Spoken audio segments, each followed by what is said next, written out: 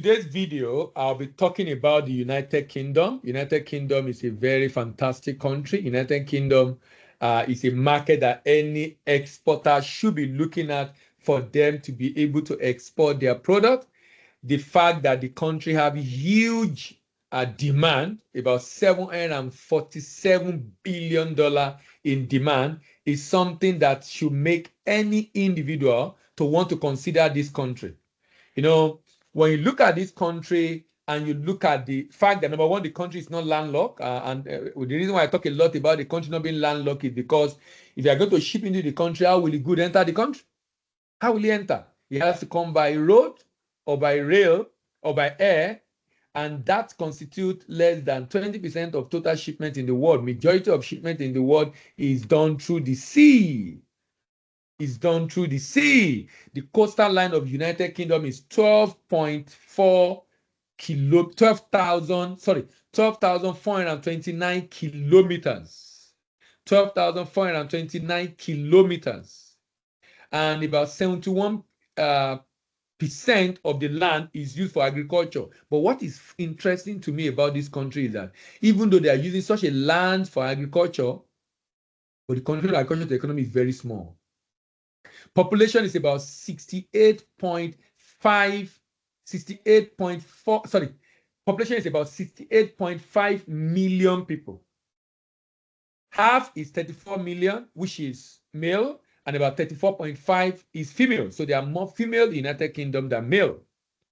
Majority are white, but there are also a lot of black. 87.2% are white, a lot of other black and Asians, Africans also in the country. The language is predominantly English. Religion is predominantly Christian. Now, the language and the religion are very important factor when you are trying to go into any export market. The language and religion are important factors. So the fact that they're predominantly Christian and language being English, meaning the labeling of your product will be in English, and you will be able to sell product that Christian will buy. If it's a predominantly Muslim country, you know there will be restriction on things that you'll be able to ship into that country. This country have aging population. Population of 0 to 14 is just about 16.7%, meaning that older people constitute over 80%. About 64% is 15 to 64 years, and about 20% of the population of United Kingdom is actually more than 65 years. This explains the reason why they need more people coming into the country. Urbanization is very important factor when you are going into a particular market. It gives you an idea of whether, if I'm entering this market, how am I going to enter this market? How am I going to enter this market?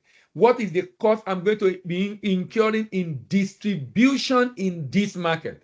What are the costs I'm going to incur in distribution in this market? If the urbanization level is high, like UK is 84.6%, meaning I will not be spending a lot of cost on distribution. Why? Because the urbanization level in this country is high.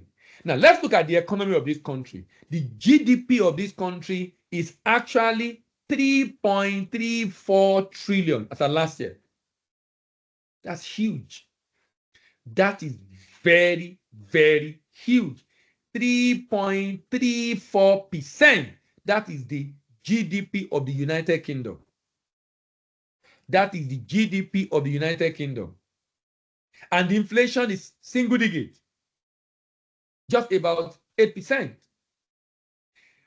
It's also a very good country for investment and shipment because the fish rating is AA-.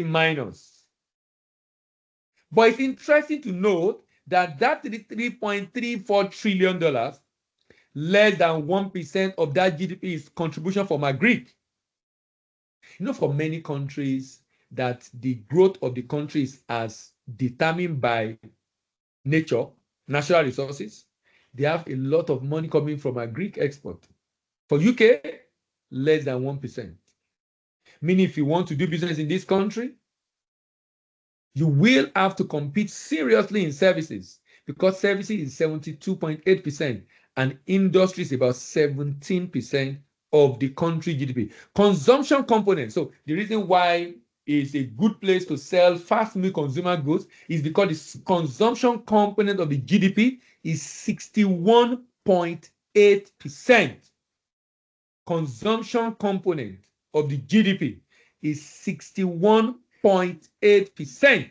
That is critical. That is very critical because that shows the level of demand.